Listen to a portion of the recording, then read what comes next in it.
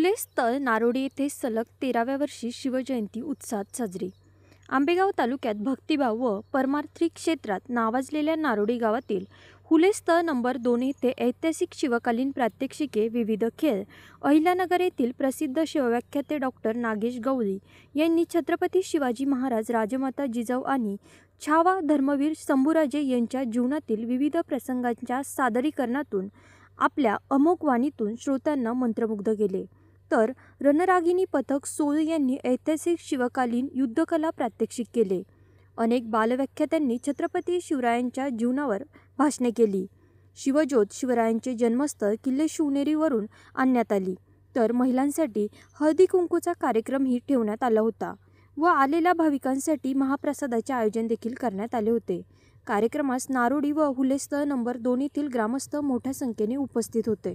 शिवरायांच्या पदस्पर्शाने पावन झालेल्या आपल्या नारोडी भूमीमध्ये अतिशय सुंदर आणि देखणा असा छत्रपती शिवरायांच्या जयंतीचा कार्यक्रम या ठिकाणी संपन्न झाला. या कार्यक्रमासाठी ज्यांनी अपार मेहनत घेतली आणि हा कार्यक्रम 13व्या वर्षात पदार्पण करत आहे केलं होतं. आणि जर दुष्काळ पडला, काय सांगतोय बघा मी, दुष्काळ पडला तर इथल्या शेतकऱ्यांचं कर्ज शिवाजीराजे माफ करून टाकायचे. मी जबाबदारीने बोलतो, जगाच्या पाठीवरती पहिली कर्जमाफी जर कोणी केली असेल तर ती वंदनीय छत्रपती शिवाजी राजेंनी केलेली आहे मित्रांनो. ही सुद्धा गोष्ट या निमित्तानं आपल्याला लक्षात ठेवण्यासारखी आहे मित्रांनो. आणि म्हणून ह्या विचाराने या निमित्तानं घेतला पाहिजे. शेतकरी जगवला पाहिजे. शेतकऱ्यांच्या प्रती असणारी जी भावना आहे, जी श्रद्धा आहे, ती छत्रपती शिवाजी राजेंकडून आपल्याला शिकायला मिळते. इथल्या स्त्रियांसाठी पहिलं धोरण राबवणारा छत्रपती शिवाजीराजे.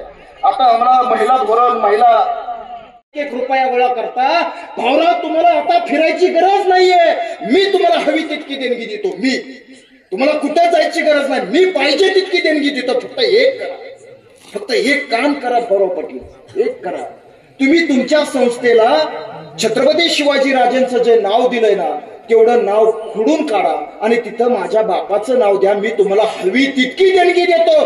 तसे कर्मवीर भाऊराव पाटील तार दिशेने उभा राहतात. आणि भाऊराव पाटील काय म्हणतात, अरे एक वेळेस माझ्या जन्मदात्या बापाचं नाव मी बदलीन, पण कॉलेजला दिलेलं शिवरायांचं नाव हे मी कदापिच बदलणार नाही. हा स्वाभिमान करण्याचं काम छत्रपती शिवाजीराजांनी या मातीत निर्माण केलं. म्हणून अशी माणसं सुद्धा या मातीतून निर्माण झालेली आहेत मित्रांनो. आणि छत्रपती शिवाजीराजांकडून स्वाभिमान जसा आम्ही शिकतो, तसं शिवरायांकडून आम्हाला शिकायचंय काय, तर शिवरायांकडून आम्हाला दूरदृष्टिकोन, छत्रपती शिवाजीराजांकडून शिकायचंय काय, तर योग्य नियोजन, परफेक्ट नियोजन कसं करावं. मागा सांगितलं मी तुम्हाला, शिवाजीराजांनी मोहिमेवरती एखाद्या ठिकाणी एखादा मावळा जर पाठवला तर परत त्या ठिकाणी राजा त्या मावळ्याला कधी पाठवत नव्हते, कारण त्यांचं परफेक्ट प्लॅन असायचा.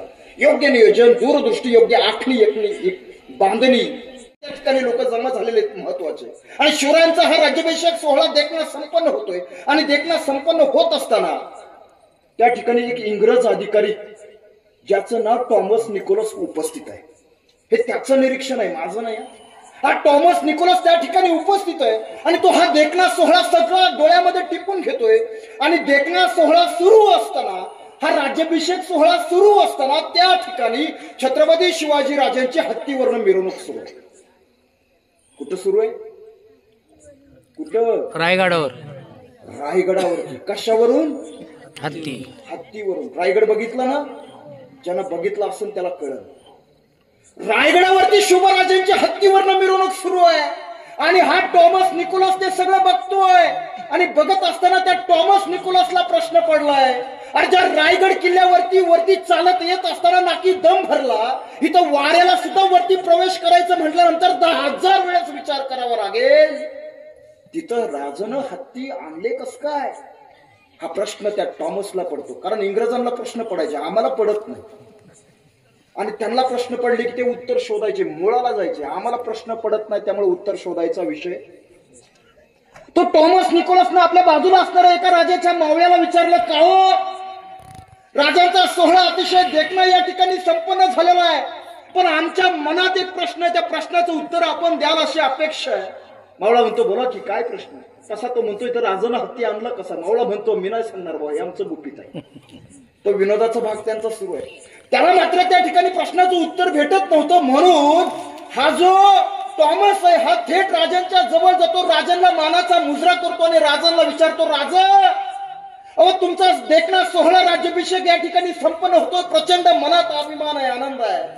पण आनंद असताना हा एक प्रश्न आहे आमच्या मनात की या रायगडावरती तुम्ही हत्ती आणले कस काय या मिरवणुकीसाठी? राजा म्हणतात अहो चालवीत वरती आणले. टॉमस म्हणतो अहो चालवीत आणले, आणूच कस काय शकता तुम्ही? अहो इथं आम्हाला स्वतःचे पाय घेऊन वरती येता येणार धड, इथं तर 4 पायाचा हत्ती तुम्ही रायगडावर आणला कस काय? ह्याचा अनेक ती तळमळ बघून राजा म्हणतात ठीक आहे सांगतो तुम्हाला आम्ही हत्ती आणले कस काय. राजा म्हणतात 1656 साली आम्ही रायरी जिंकली आणि रायरीचं बांधकाम आम्ही सुरू केलं. आणि रायरीचं बांधकाम सुरू करत असताना आम्ही त्याच वेळेस निश्चय आखला होता स्वराज्याची राजधानी आम्ही इथं बांधतोय. आणि स्वराज्याची राजधानी बांधत असताना याच राजधानीच्या किल्ल्यावरती एक ना एक दिवस आमचा राज्याभिषेक सोहळा संपन्न होणार आहे. आणि त्या राज्याभिषेकाला आम्हाला हत्तीची गरज भासणार आहे हे शिवरायांनी त्यावेळेस जाणलं. आणि म्हणून शिवरायांनी त्याच वेळेस बांधकाम सुरू असताना 2 हत्तीची पिल्ल तिथं आणून ठेवली. काय सांगतोय बघा, 2 हत्तीची पिल्ल. टॉमसला अजून प्रश्न आहे.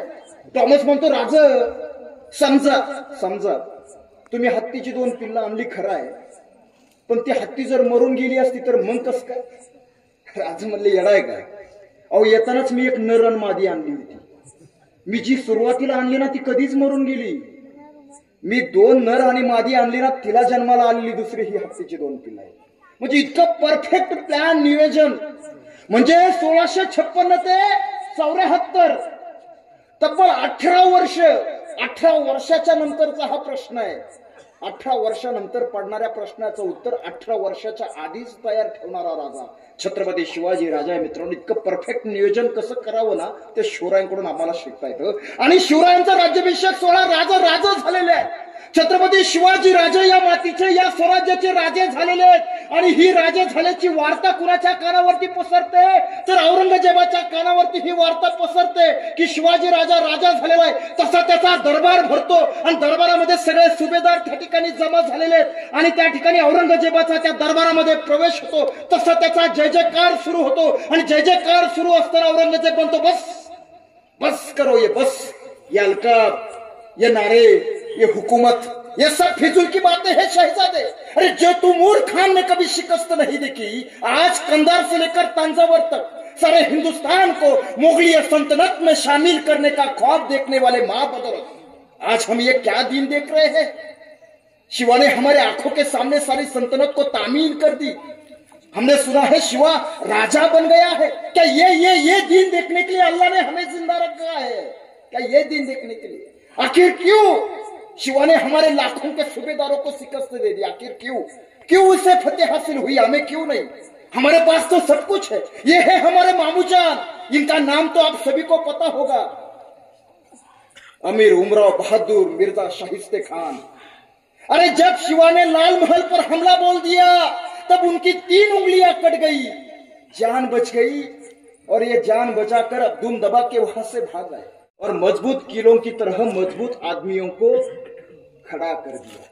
हमने उन आदमियों को खरीदना चाहा, उन्हें लाखों की लालच हमने दे दी, उन्हें जहागिरी दे दी. लेकिन शिवा के साथ खड़े हुए उन आदमियों ने हमारे लालच पर थूक दिया शहजादे, थूक दिया.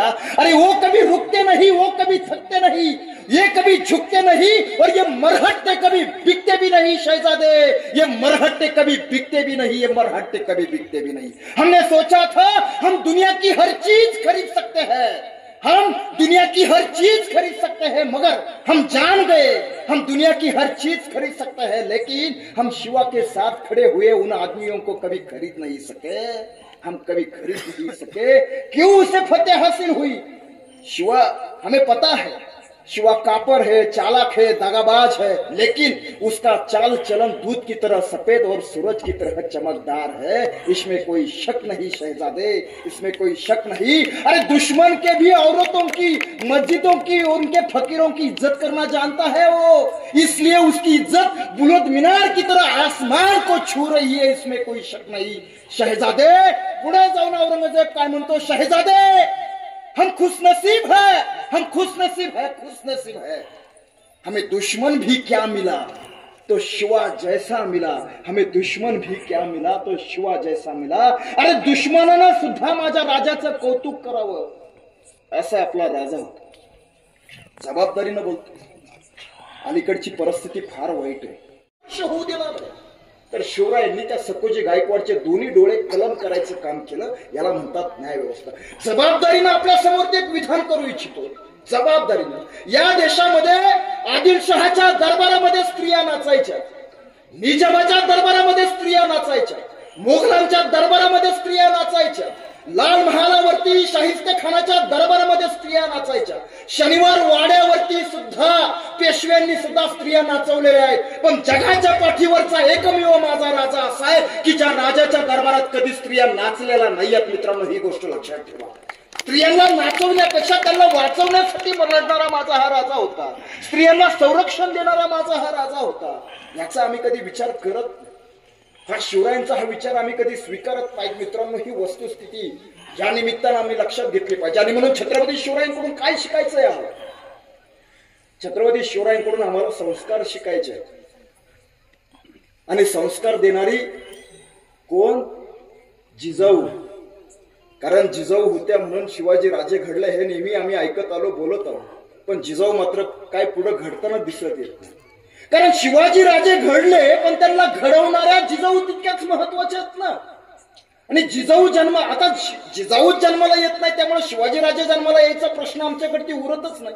बघा, लहान वयामध्ये बाल शोभाराजे असा दानपट्टा, घोडबाजी, तलवारबाजी खेळतायत. या शिवनेरीच्या पटांगणामध्ये छत्रपती शिवाजी राजे त्या ठिकाणी घोडदौड खेळतायत, दानपट्टा चालवतायत, तलवारबाजी चालवतायत. आणि दानपट्टा घोडबाजी करत असताना, सवारी करत असताना बाल शिवराजे त्या घोड्यावरनं असे घसरले आणि खाली पडले. समोर माँसाहेब जिजाऊ बसलेले आहेत, सगळ्या बाजूनी मावळे उभा आहेत. आणि मावळे शिवाजी राजे खाली घसरले म्हणून सगळे मावळे धावायला लागले शिवराजांना उचलून घेण्यासाठी. त्याच वेळेस माँसाहेब जिजाऊंनी सगळ्यांना जागच्या जागी थांबण्याचा इशारा केला. बाल शिवराजे हे सगळं बघतायत, डोळ्यानं बघतायत. आणि बघितल्यानंतर शिवराजे असे धडपडत उठतायत आणि आतमध्ये राजवाड्यामध्ये चालत चालत निघतायत. आणि निघल्यानंतर मात्र त्यावेळेस माँसाहेब जिजाऊ जवळ येतात आणि बाल शिवराजेंना उचलून घेतात, त्यांचे गोडगोड पापे घेतात आणि विचारतात, बाल शिवराजे, अहो तुम्हाला कुठे लागलं तर नाही ना? आता साहजिकच आहे, बाल शिवबांना राग आलेला होता. बाल शिवराजे म्हणतात, अहो औसाहेब, ज्यावेळेस आम्ही पडलो होतो तर आम्हाला वाटलं तुम्ही आमच्या जवळ याल, आम्हाला उचलून घ्याल आणि विचाराल, पण त्यावेळेस मात्र तुम्ही आला नाही, आम्हाला विचारलं नाही. आता आम्ही स्वतःहून चालत आलो, आता कशाला विचारता? त्यावेळेस महासाहेबांना दिलेलं उत्तर काय सुंदर आहे दादा. महासाहेब म्हणतात, लक्षात ठेवा बाल शिवराजे, पडल्यानंतर उभा राहण्यासाठी ज्याला कुणाच्या तरी आधाराची गरज लागते ना, ती माणसं कधी स्वतःच्या पायावर उभा राहू शकत नाही. आधी तुम्ही स्वतःच्या पायावरती उभा राहायला शिका, मग तुम्ही स्वराज्य उभा करू शकाल. हे संस्कार पेरण्याचं काम महासाहेबांनी शिवरायांमध्ये त्या ठिकाणी निर्माण केले. शिवरायांना त्यांनी इकडल्या तिकडल्या अशा इंग्रजीतल्या इकडल्या तिकडल्या गोष्टी शिकवल्या नाही तुम्ही ज्या शिकवता. शिवरायांवरती संस्कार केले, ते महाभारतातल्या रामायणातल्या ज्या पराक्रमाच्या गोष्टी त्या शिकवल्या. आणि म्हणून शिवाजी राजे घडले ते असे तसे घडलेले नाहीयेत. म्हणून संस्कार महत्वाचे असतात. संस्कारातून महाराष्ट्राच्या मातीमध्ये 1707 साली खोदली जाते आणि 1707 साली कबर खोदल्यानंतर त्या दरम्यान म्हणजे 1681 ते 1707 या 27 वर्षाच्या कालखंडामध्ये औरंगजेबाची अनेक पत्र दिल्लीनं आग्र्याला जात होती. आणि त्याच्यामध्ये त्याची एक ओळ, एक जिक्र कायम असायचा. तो म्हणायचा की शिवाजी राजा मला अजून सतावतोय, अजून मला स्वप्नात सुद्धा शिवाजी दिसतो. मला सांगायचं तुम्हाला एवढंच आहे यातून की शिवाजी राजा हा एक व्यक्ती नव्हता, तो मरला की संपला. शिवाजी राजा ही व्यक्ती नव्हती, तर तो एक विचार होता. मित्रांनो, विचार आणि विचार हे कधीच मरत नसतात, कधीच मरत नसतात. आणि म्हणून जगाला ओरडून सांगता आलं पाहिजे, जगाला, की आपला राजा किती मोठा होता, तर तो आभाळ उंचीचा होता. मित्रांनो, आता बघा, आम्ही राजांच्या गळ्यामध्ये हार घातलेला आहे. राजांच्या गळ्यात हार घातला. मला खूप बोलायचं होतं पण तुम्हाला जेवणाची सगळी